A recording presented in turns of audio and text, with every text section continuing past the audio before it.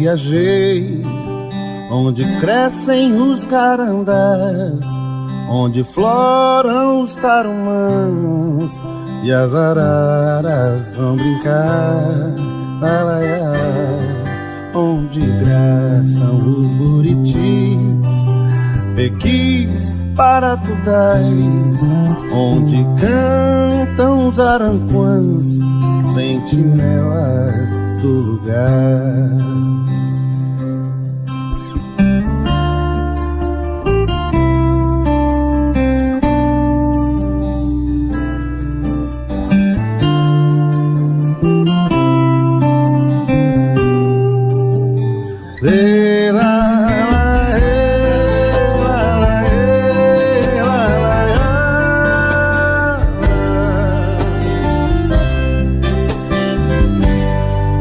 Viajar, eu viajei entre rios e matagais, onde as paisagens platinas são poesias naturais,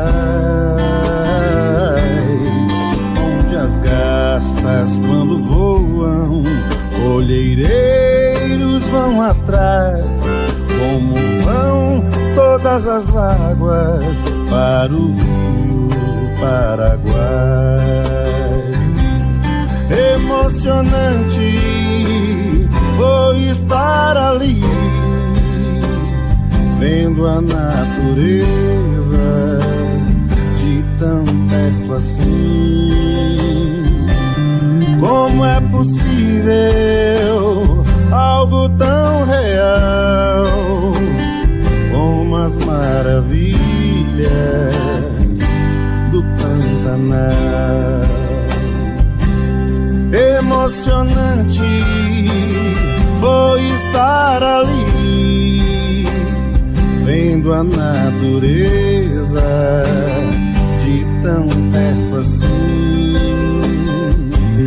Como é possível algo tão real,